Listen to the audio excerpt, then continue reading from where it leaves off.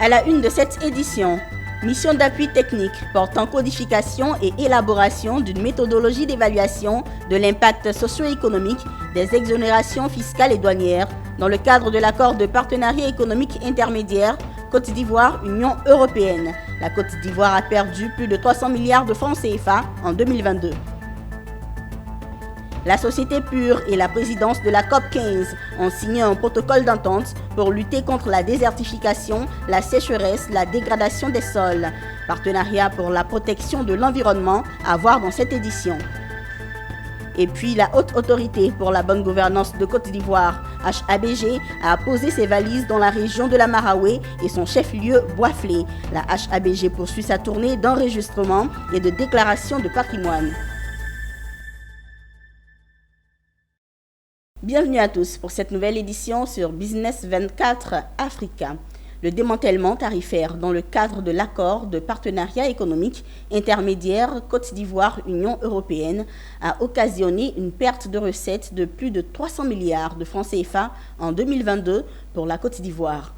Des pertes dues aux difficultés de gestion dans cette phase de transition fiscale, d'où la mission d'appui technique portant codification et élaboration d'une méthodologie d'évaluation de l'impact socio-économique des exonérations fiscales et douanières. Lancée ce 9 août 2023, cette mission d'environ 3 mois permettra de former les agents des impôts et de la douane afin de mieux suivre les mesures d'exonération fiscale et douanière dans le cadre de l'APEI. Konena Nogo et Marius Seri. Faciliter le suivi des mesures d'exonération dans le cadre de l'accord de partenariat économique intermédiaire Côte d'Ivoire-Union européenne à travers une codification. C'est le sens de cette mission d'appui technique portant codification et élaboration d'une méthodologie d'évaluation de l'impact socio-économique des exonérations fiscales et douanières lancée ce mercredi. Une initiative du projet d'appui à la mise en œuvre de cet accord PAP. Ce que nous faisons avec le ministère du budget et surtout ces deux grandes directions, direction de la douane et direction des impôts, c'est que nous voulons qu'il y ait un travail en complémentarité, puisque ce à quoi la douane va devoir renoncer au niveau de cordon douanier, il faudrait qu'en interne, nous puissions justement les rattraper, mais pas en rattrapant, en augmentant les taux. Ce n'est pas cela qu'il est question, puisque nous allons enlever en fait les droits de douane sur des équipements, des matériels, des matières premières, des matières intermédiaires qui doivent pouvoir être utilisées par les entreprises pour produire. Et en faisant, nous pensons que ces entreprises peuvent élargir leur assiette fiscale. Pour tout ce qui concerne les exonérations, qui constituent en tant que tel élément à gagner pour le budget de l'État, nous concernons le premier chef. Et donc en cela, cette mission est importante. Si nous arrivons donc à évaluer la dépense fiscale, c'est-à-dire les exonérations fiscales, en voyant donc l'impact de ces exonérations, l'efficacité de ces exonérations-là au plan social et économique. Bien entendu que cet atelier est le bienvenu, surtout en termes de méthodologie, d'impact socio-économique que nous allons pouvoir étendre un peu à toutes les mesures qui sont contenues dans les mesures d'exonération. Cette mission d'environ 3 mois va donc former les agents des impôts et des douanes à l'exploitation des codes, à l'élaboration d'un cahier de charges d'implémentation et d'un guide d'utilisation. Signé en 2008, l'APEI est entrée en vigueur depuis 2016. Et puis un protocole d'entente a été signé entre la société Pure et la présidence de la COP 15 ce 9 août 2023 au siège de la COP 15 dans la commune du Plateau à Abidjan. Un partenariat dont l'objectif est de définir les lignes directrices de la collaboration entre les deux organisations dans le cadre de la lutte contre la désertification, la sécheresse et la dégradation des sols. Walter Kofi, Augustin Kra. Deux organisations engagées dans la sauvegarde de l'environnement viennent de sceller une union, la présidence de la COP 15 et la société Pure, à l'issue d'un protocole d'entente signé par ces deux représentants, décident de mutualiser leurs efforts. Le président de la COP 15 désertification, le ministre Alain Richard Donvaï, a indiqué que ce nouveau partenariat renforce la dynamique d'action en mettant en avant le rôle spécifique de chacune des organisations dans la préservation des terres grâce à des solutions innovantes. L'approche originale de PUR valorise la séquestration du carbone via des projets de reforestation, d'exploitation agricole, en cédant les crédits carbone ainsi générés aux entreprises. C'est un exemple concret d'engagement fort en faveur de la lutte contre le changement climatique.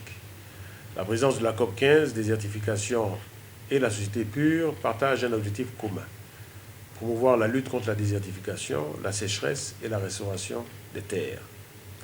En signant ce protocole d'entente, les deux parties créent un cadre collaboratif qui permettra de mettre en commun leurs expertises, leurs ressources et leurs réseaux respectifs. Cette autre synergie renforcera considérablement leurs efforts pour faire progresser leurs objectifs partagés et relever les défis environnementaux pressants. Donc notre partenariat avec la COP15, on espère que ça va nous permettre d'élargir nos opportunités, de travailler avec plus de partenaires, pour les soutenir, pour renforcer la durabilité des sols agricoles, surtout en Côte d'Ivoire, mais partout en Afrique. PUR est un pionnier du développement en faveur de la nature, aidant les entreprises à réduire et compenser leurs émissions de carbone au sein de leur chaîne d'approvisionnement. Quant à la COP15 désertification, elle a pour objectif de lutter contre la désertification et d'atténuer les effets de la sécheresse grâce à des mesures efficaces qui s'appuient sur des arrangements internationaux de coopération et de partenariat. La première édition du concours du meilleur barman de Côte d'Ivoire a été lancée. Les barmen sont des serveurs de bar. Ils sont également habilités à constituer des mélanges de liqueurs, d'alcool, de sirop, d'aromates pour constituer des cocktails.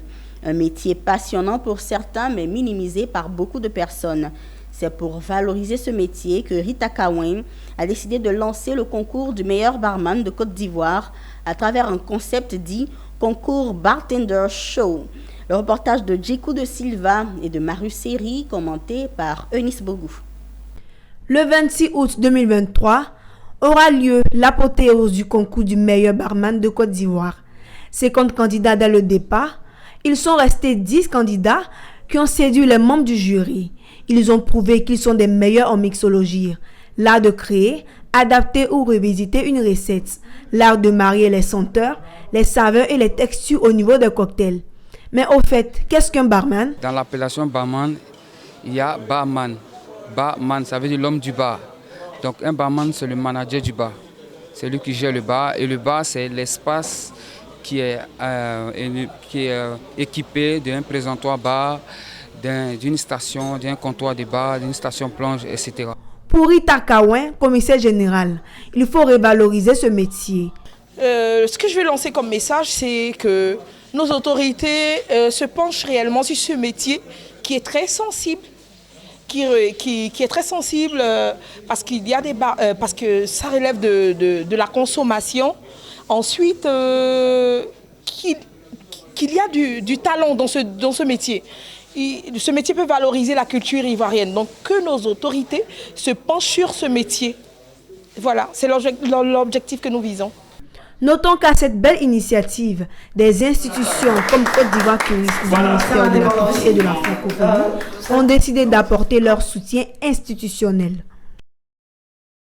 Bonne nouvelle, le président directeur général de Challenge Immobilier, Chimenter, est le nouveau vice-président de la représentation ivoirienne de Chantry Garden Medical Foundation.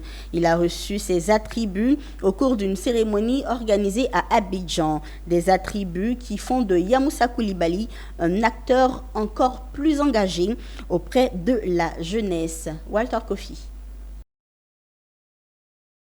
Son engagement au profit de la jeunesse et des couches sociales défavorisées ont valu à Yamoussa Koulibaly une nouvelle nomination.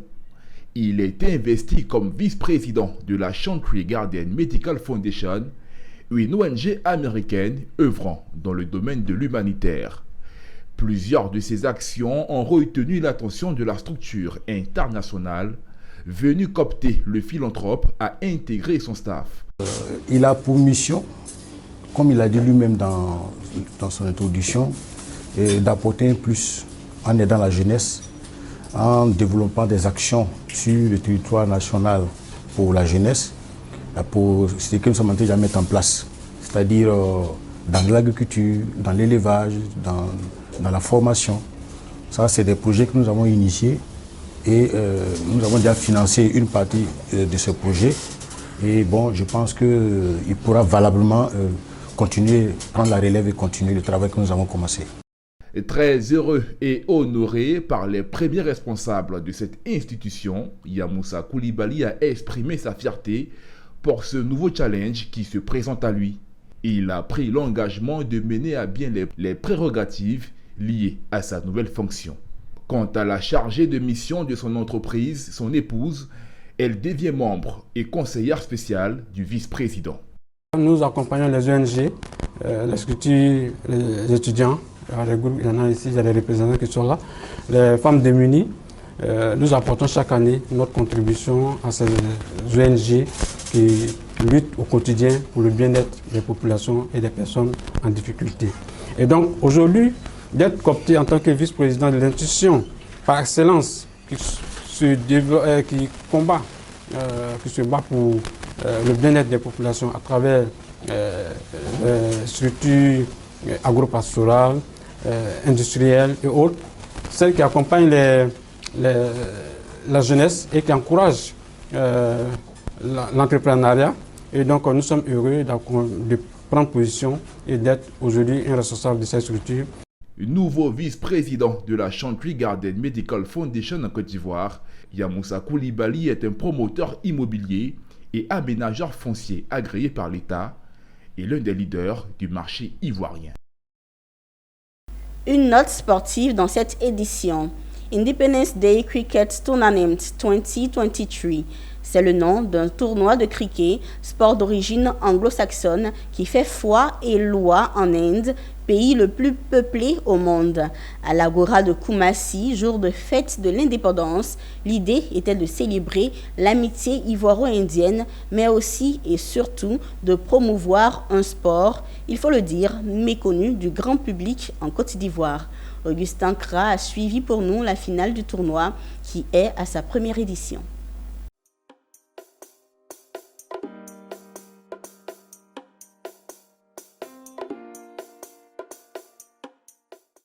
Vision, précision, dextérité et endurance, c'est ce qui pourrait caractériser ce sport numéro 2 mondial en termes de popularité.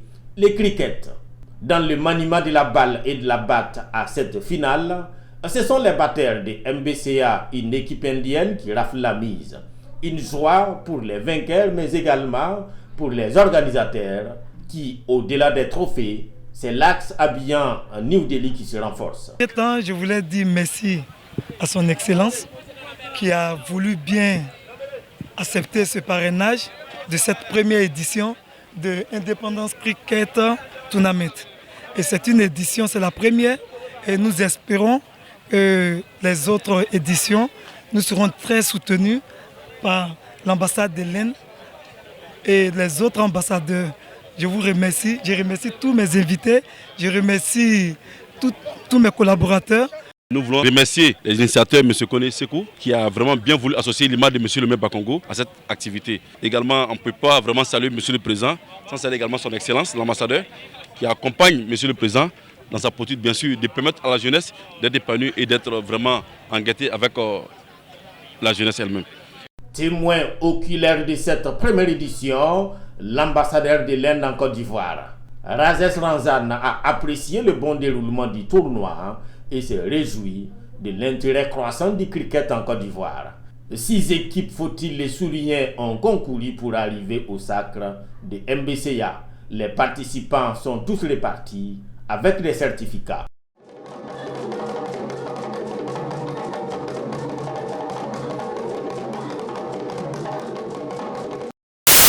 La consommation des drogues en milieu scolaire est un phénomène qui préoccupe les autorités ivoiriennes en vue de contribuer à l'amélioration de la prise en charge des conduites addictives en milieu scolaire en Côte d'Ivoire. Un atelier de renforcement des capacités des agents de la direction de la mutualité et des œuvres sociales en milieu scolaire a été organisé récemment à Yamoussoukro. Plus de détails avec Charles Kouakou et Pierre Tebeu. La consommation des drogues en milieu scolaire est un phénomène en croissance en Côte d'Ivoire. La DEMOS, le service médico-social de l'éducation nationale, veut mettre à la tâche les acteurs de la prise en charge psychosociale de son département.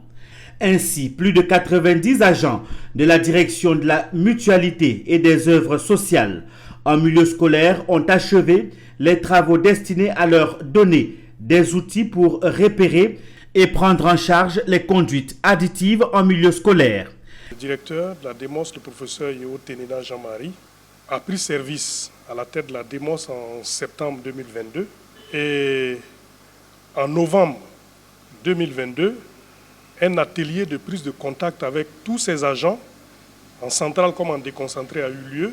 Ses collaborateurs ont noté qu'ils avaient un besoin de renforcement de capacité. Ainsi, des techniques de prise en charge psychosociale de personnes usagères des drogues, le repérage et l'orientation vers les structures appropriées ont meublé cette session de formation de renforcement des capacités. Nous avons essayé d'outiller les participants à reconnaître des usagers de drogue, et puis enfin, comment assurer un accompagnement minimal dans la gestion des cas, des différents cas qui vont repérer et pouvoir les adresser aux besoins si leurs compétences viennent à être dépassées. Selon une enquête réalisée en 2018 par le ministère de la Santé, de l'Hygiène publique et de la couverture maladie universelle, à travers le programme national de lutte contre le tabagisme et les addictions et portant sur l'usage des substances psychoactives par les élèves du secondaire, les prévalences retrouvées ont été de 18,7% pour l'alcool, 4,5% pour le tabac, 2,5% pour le cannabis et 12,7% pour les produits pharmaceutiques détournés de leur usage thérapeutique. Puis la Haute Autorité pour la bonne gouvernance de Côte d'Ivoire, HABG, poursuit sa mission d'enregistrement de déclaration de patrimoine. Après les étapes du Cavali, du Guémon et du Haut-Sassandra, c'est la région de la Maraoué et son chef-lieu, Boisflé, qui a accueilli la HABG. L'étape de Boisflé a connu un franc succès et une mobilisation exceptionnelle. Théodore Kanga. Débutée à Guiglo le 23 juillet 2023, la mission spéciale de l'équipe mobile de la Haute Autorité pour la bonne gouvernance a pris fin le 5 août dernier à Boisflé dans la Maraoué, ce après les régions du Cavalier, du Guémon et du Haut-Sassandra. Boisflé, dernière étape de cette mission spéciale d'enregistrement de déclaration de patrimoine à l'intérieur du pays, a été un véritable succès au vu de l'engouement autour de cette opération. Comme vous le constatez, je viens de déclarer mes biens. Cette initiative, nous l'apprécions à sa juste valeur parce que toute personne qui gère les biens d'une communauté doit normalement déclarer ses biens pour qu'on sache ce qu'il avait au départ et à la fin. Cela va éviter les malversations. Je viens juste de déclarer mes biens. Vraiment, c'est une bonne chose. Surtout que la haute gouvernance se déplace vers nous. Ça nous permet d'éviter beaucoup de tralala. Ça évite la corruption et ça fait qu'on est aisé dans le travail. On est à l'aise dans le travail. Guiriga Désiré, directeur, responsable en charge du traitement du dossier, s'est dit satisfait de cette mission. Donc nous sommes présentement à la dernière étape de notre mission de sensibilisation et d'enregistrement des déclarations de patrimoine des différentes personnalités assujetties à cette obligation en fonction à l'intérieur du pays. Cette mission a été un succès parce que dans chaque localité où nous sommes passés, les assujettis se sont déplacés nombreux. Transparence totale, tolérance zéro. Déclarer son patrimoine, c'est choisir l'intégrité. Voici en substance le message de la Haute Autorité pour la bonne gouvernance à l'endroit de tous les Ivoiriens. Et elle souhaite une chose à travers cette tournée, que ce message ait un écho favorable au sein de la population. À l'occasion de la commémoration de l'indépendance de la Côte d'Ivoire, le Conseil régional du Gontogo a organisé un dîner gala pour faire le point de la gestion de la chose publique et présenter toutes les réalisations aux populations pour ce qui est de sa mandature sur la période 2018-2023. Anissé Kwadjo, notre correspondant, était témoin pour Business 24 Africa.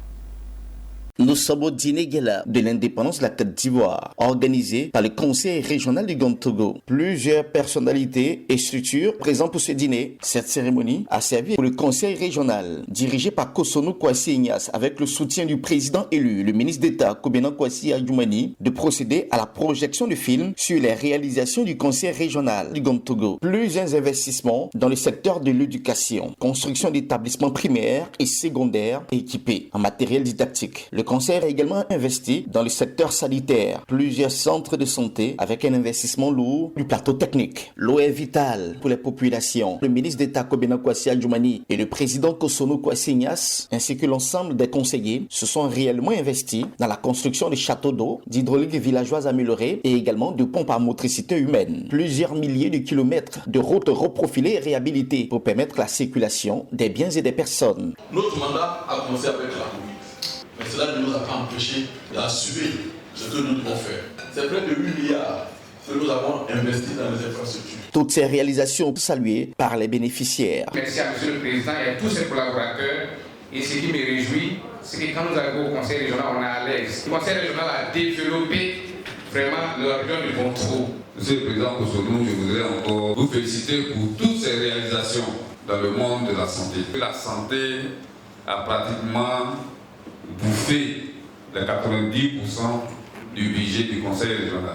Le ministre d'État Kobena Kwasi Adjoumani, président élu du Conseil, et le vénérable sénateur Kosono Kwasi Ignace, les dynamiques conseillers régionaux, ont fait du développement de la région du Gontogo et du bonheur des populations leur leitmotiv. Toutes ces réalisations s'inscrivent dans le cadre de la mandature 2018-2023.